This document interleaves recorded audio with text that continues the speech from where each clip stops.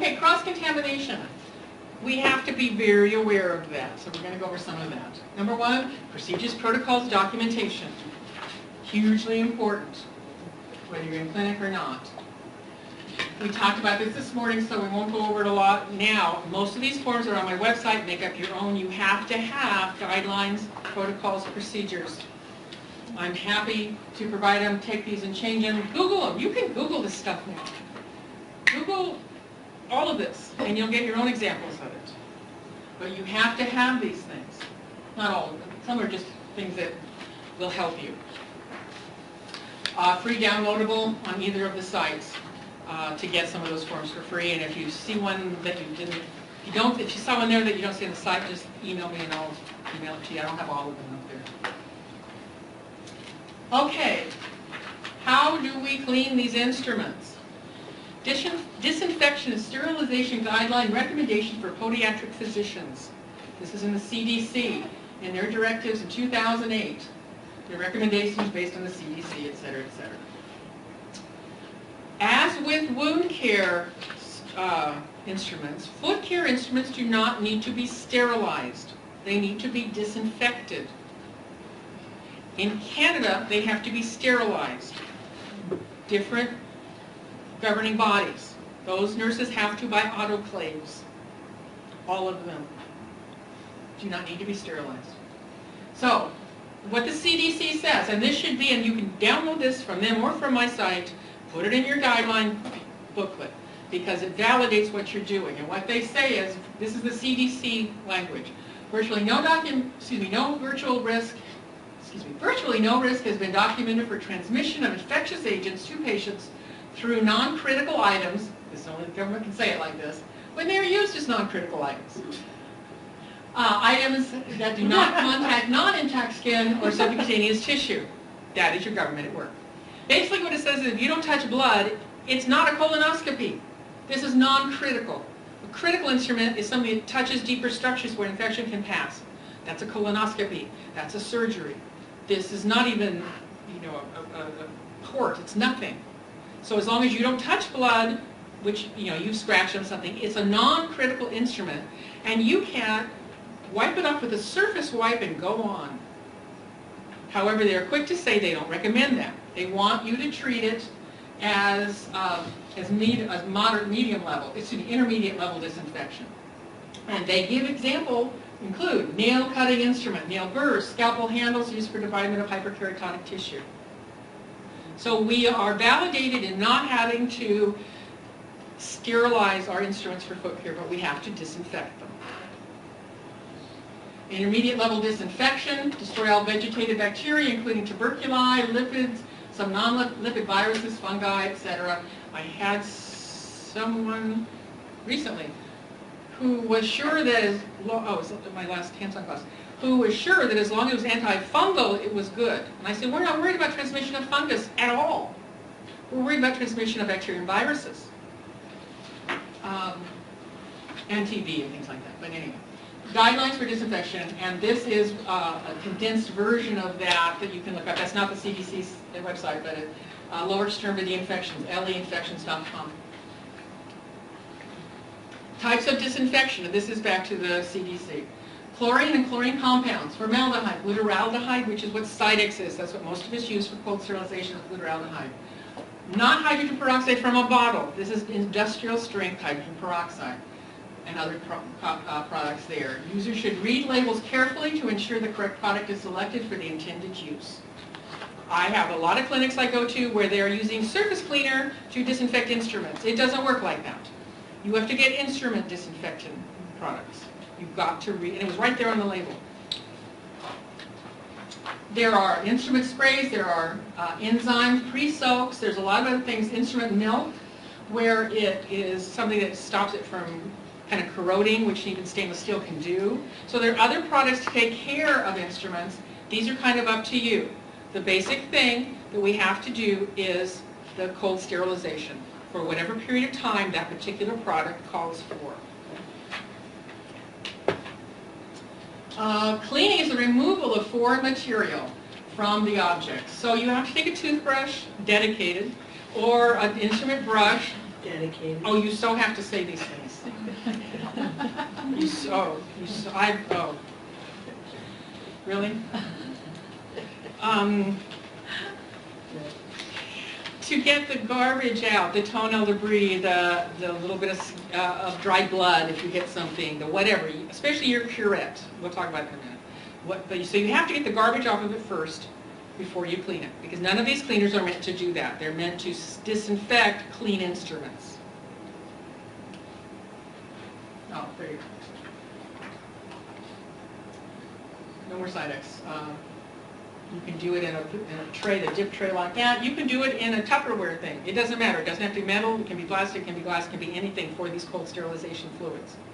If you're on your own, I would do it in what's called a lock and lock, which is 4 locks, Tupperware-ish thing that has a silicone rim. And that way it doesn't spill.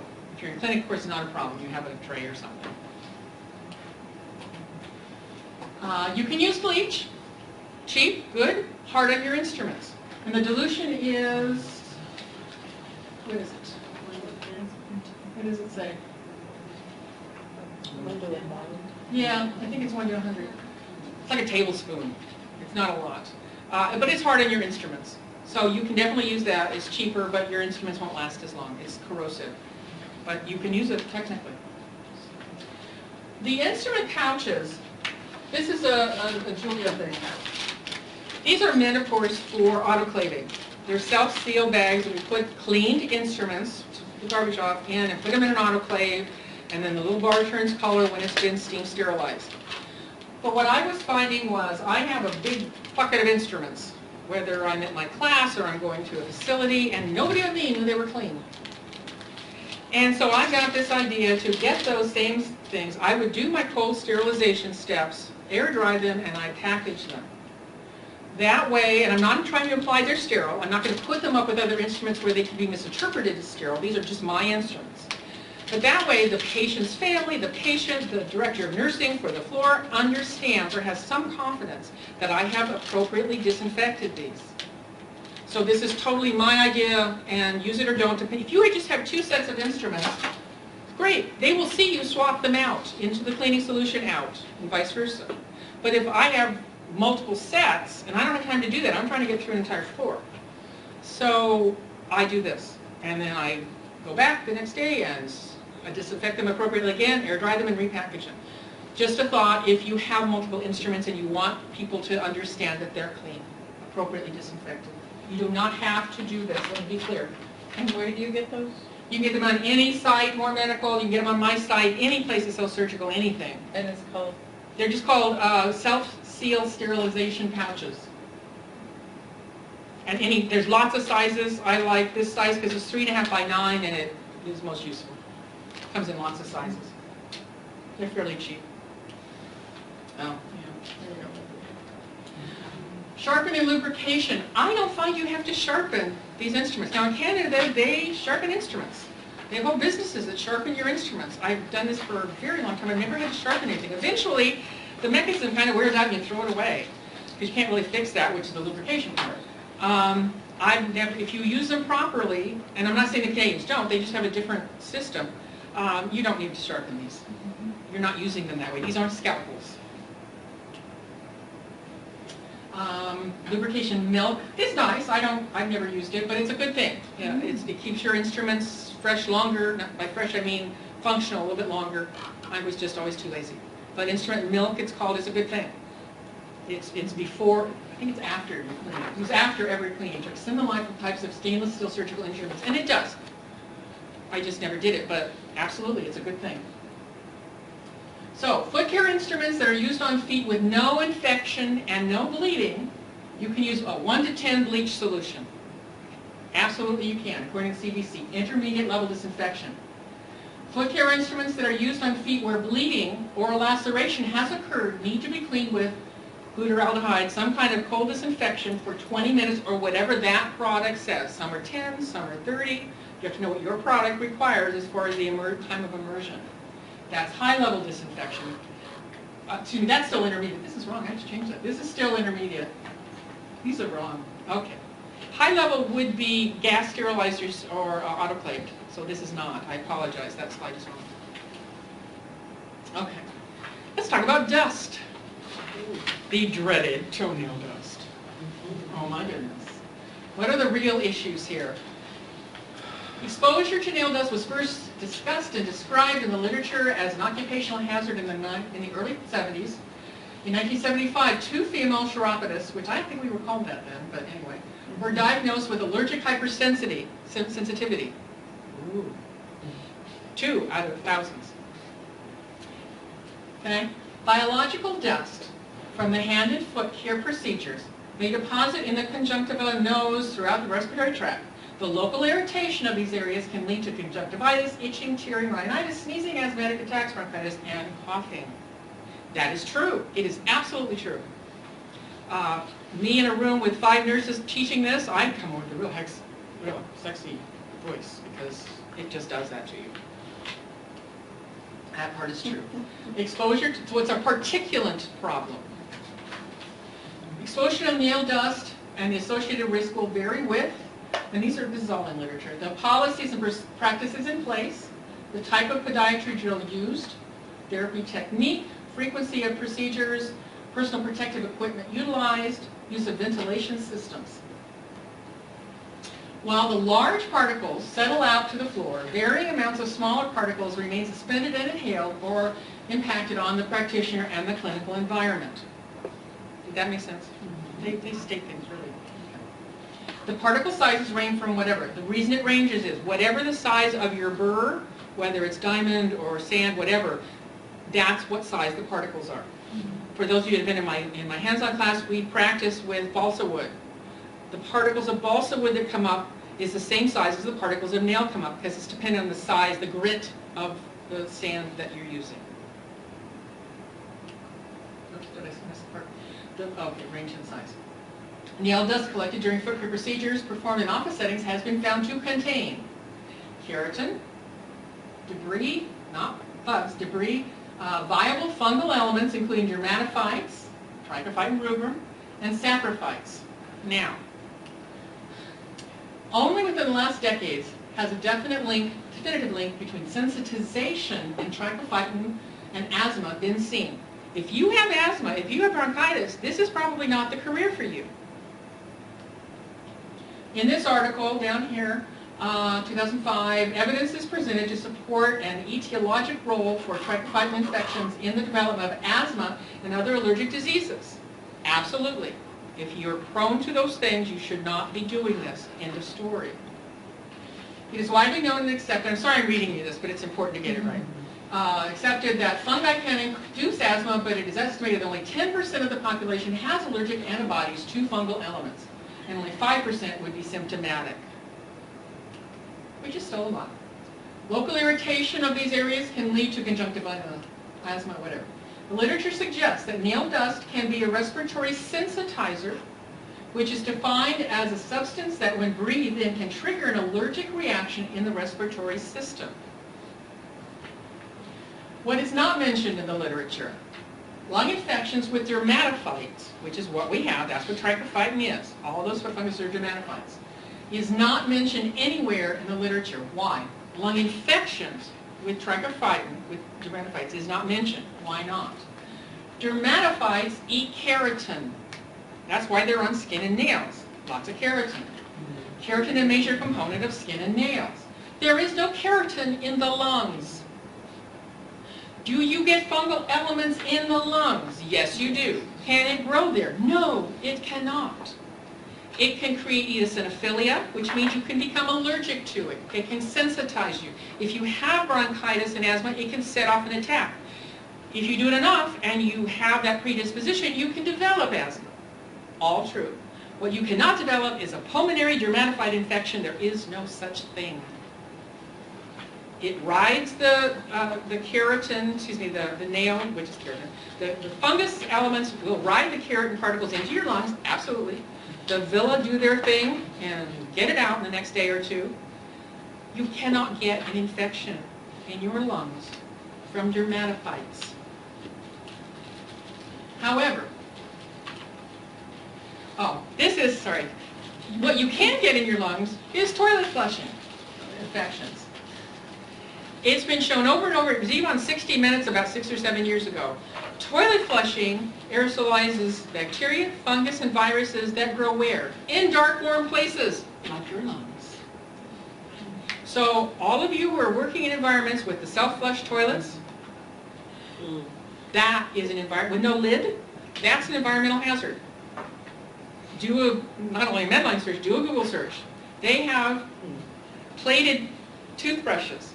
We're just sitting there, plated. It's a gas. They just grow everything on your toothbrush if it's within 10 feet of your toilet.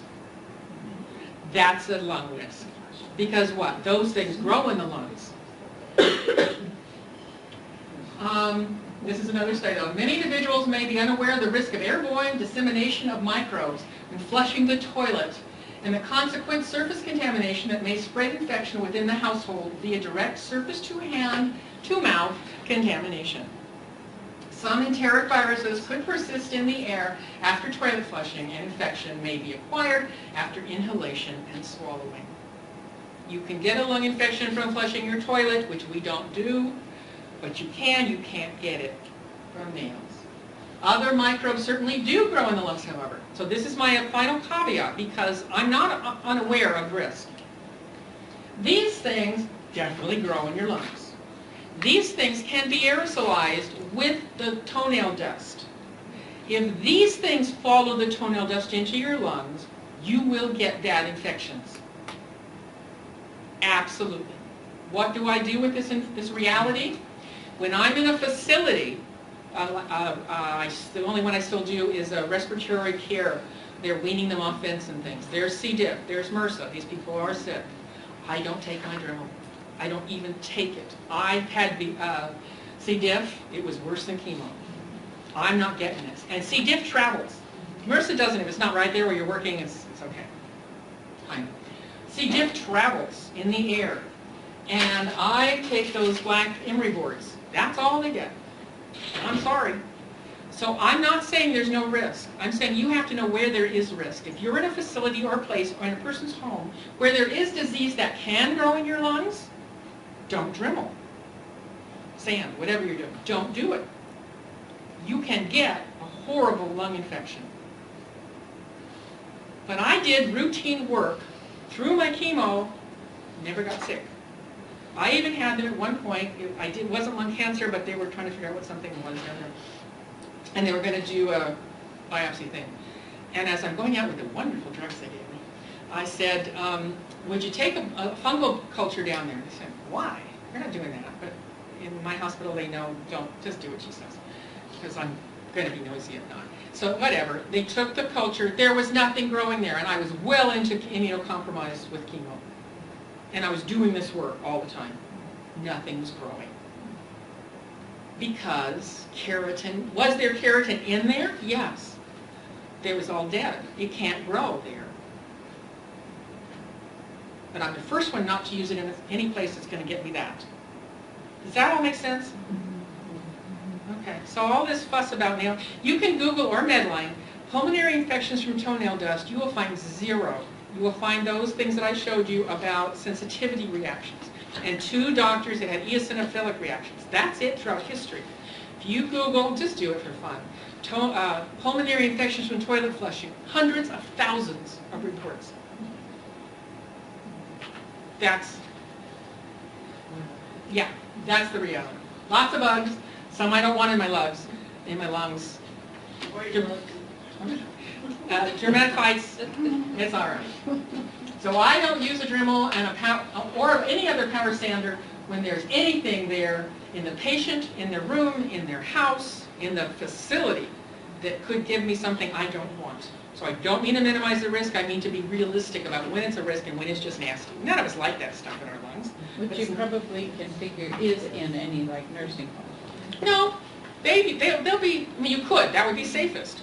In the one where I go, they have it posted. You know, C. diff here today. Nice. So, but you're right. You can't rely on that. So you may choose to do that. C. difficile is anywhere in the facility if it's somewhere. Okay, so you can get devices that suck the air up. This is one I had. It's called a Sanivac. It's basically a vacuum cleaner, with a gooseneck that you're supposed to sit next to you and put the gooseneck next to the foot. It is about 1,000 decibels. It's a vacuum cleaner.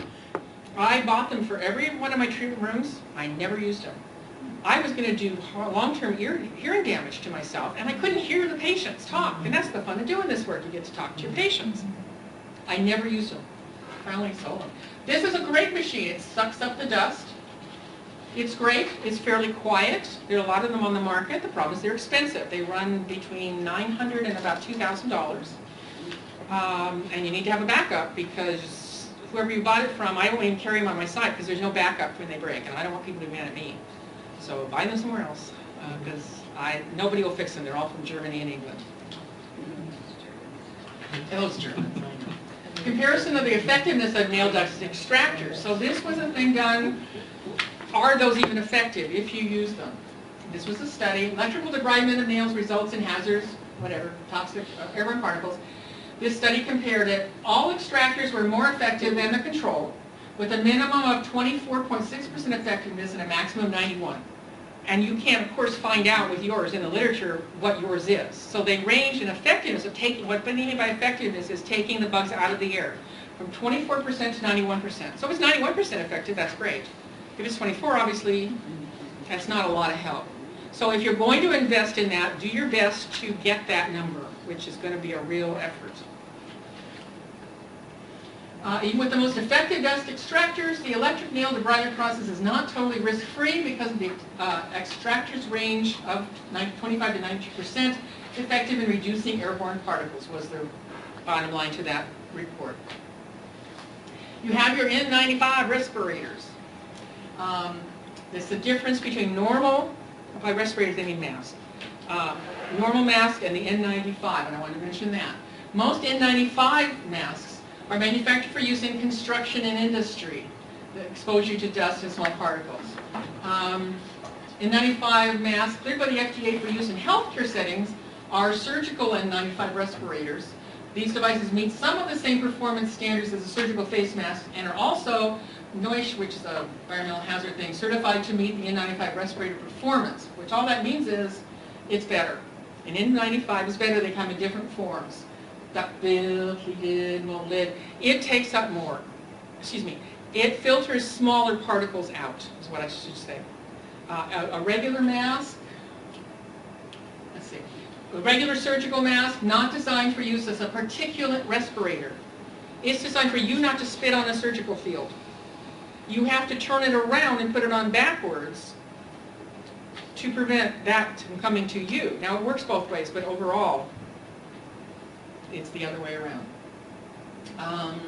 Do not provide, so regular masks don't provide as much protection from microparticles. The size of the particle is what it does differently.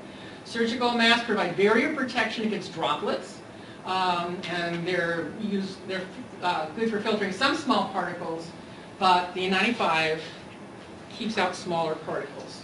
So if you want to go to that, you absolutely can. Conclusion. Very low risk of fungal and lung infections with the Dremel, with any sanding of the nails. Positive risk for lung infections from microbes such as MRSA and C. diff. No mechanical sanding in those settings is my recommendation. Personal protective equipment, N95 masks are better than plain surgical masks, but both are useful. Dust extractors can be effective, but not perfect, and depends on the brand.